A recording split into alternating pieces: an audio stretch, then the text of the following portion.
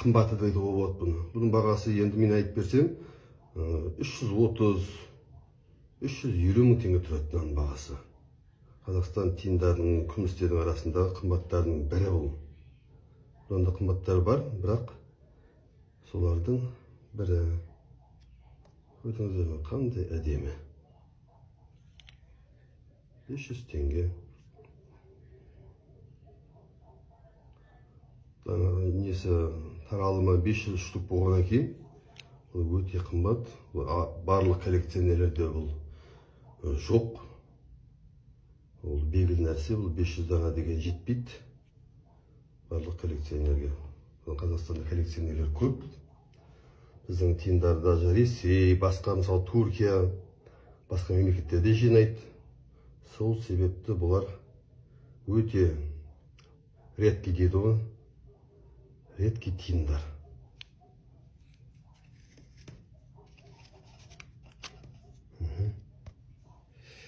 Камера дұрыс алынмайды бірақ.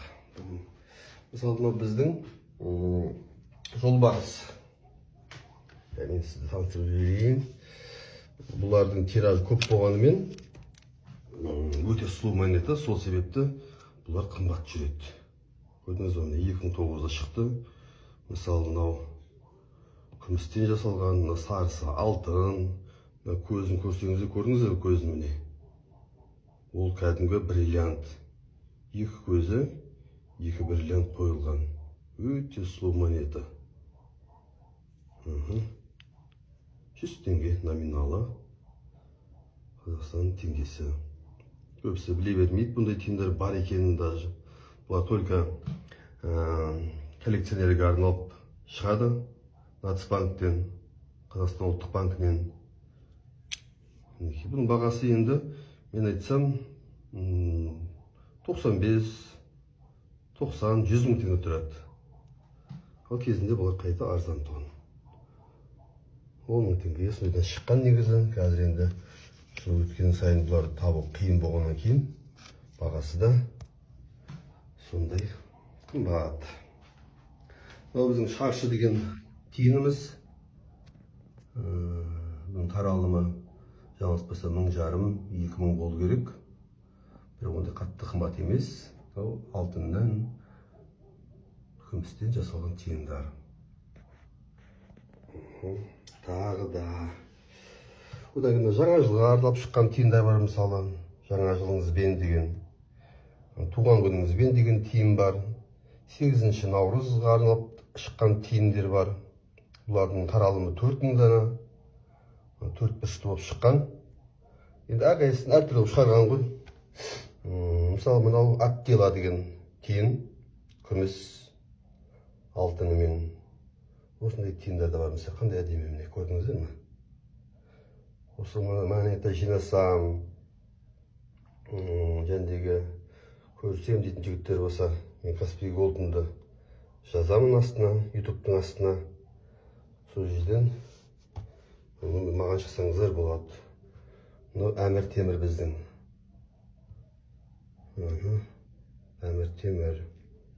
Томирис, Шыңғысхан, Сұлтан Бейбарыс деген тиындары бар. Томирисын ол. Енді қазір бұлар Шыңғысхан мен Сұлтан Бейбарыс жоқ.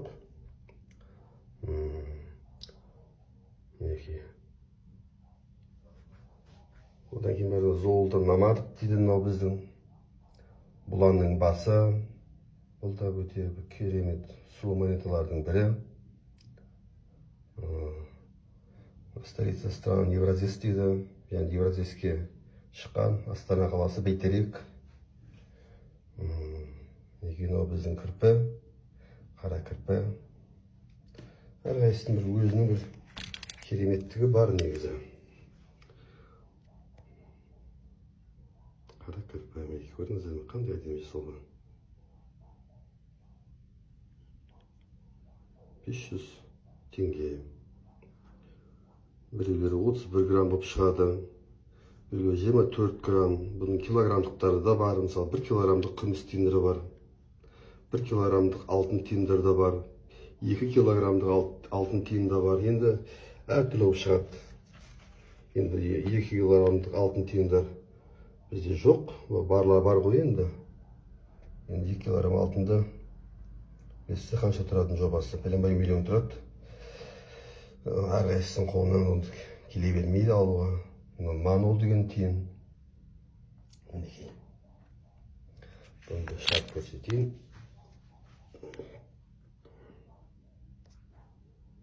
Мінекей 2004-те шыққан пробасы 925, бәрі жазылады. Астында көрдіңіз бе? АГ 925, 31-де 1 грамм дейді. Бұның таза салмағы 500 теңге.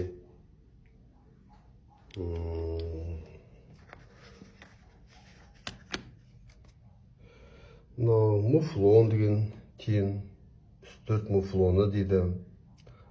Бір қазан, орысша пеликан дейді ғой. 2010-да шыққан.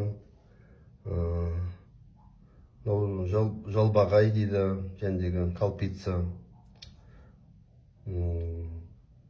Біздің полигонға, семей полигонына жабылғаны 30 жылдығына шыққан тиын. Неке. Маттела. Мысалы, тасбақа.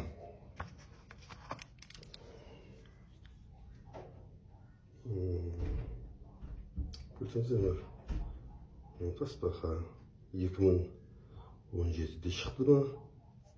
Мен жаңылыспасам. Монетет благополучие дейді. 100 теңге. 2017-де шықты. Бұл да тантал, ортасы. Мына жағы күміс. Мына жерде бәрі жазылып тұрады. 19-да 3 грамм күміс дейді, танталы 20 грамм дейді. Көрдіңіздер ме? Бұл монетаның құны бір 100 мыңның үстінде тұрады. 100 мың, 110 мың теңге тұрады. Мінекей. Үйренем деген кісілер болатса, маған хабарлассаңыздар болады. Бізге тұмарға шыққан. Біздің тұмар қазір. Мінекей. Бұл жалғыз тиын Қазақстанда ашуға болады, капсуласын қолына ұстауға да болады. Негізі мына тиындарды ашып қолға ұстауға болмайды. Қолға ұстаған жағдайда мынандай болады. Мінекей. Көрдіңіздер ме? Мына қолға ұсталған ашылған тиын. Бұл да күміс. Бұл капсуласында болу керек. Мысалы, мына өзі және ломның бағасымен жүреді. Күмістің ломның бағасымен жүреді, өзі сатып алуға болады.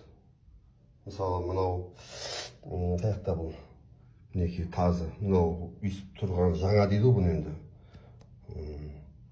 Бұл қазір енді 35-40 мың тұратын болса, мынау ашылған үшін бұның бағасы 10 мың теңге.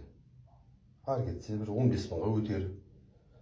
Сол үшін капсуладан алуға болмайды. Бірақ мына монета тиын ашуға, мойынға тағып алуға болады. Бұл пруф емес.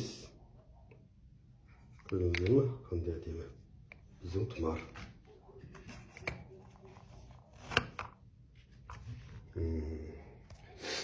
Қазір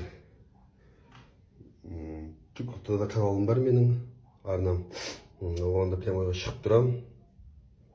Сияқтан көріп сұрақтарыңыз болса, сұрауға болады, жауабын берем қолымнан келгенше.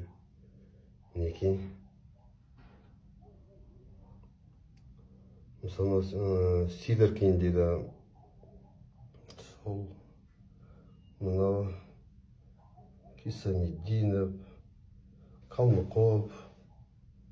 Қалмықовда шыққан тиын бар. Енді әртүрлі тиындар бар енді. Көп бұлардың түрлері. Лабашы Хатун дейді. Айша Биби анамызға арнап шыққан тиын. Бұны да әдейілеп көрсетіп жіберейін. Бұлар енді ескі тиындар. 2000 қай жылы еді? 2004 пе, 2002 ме, 2003-те шыққан екен. Айша Биби анамызға шыққан. Кесенесі 500 теңге. Бұның салмағы 24 грамм болу керек. Бас жағында 24 граммнан шығады. Шыққан. Кейінен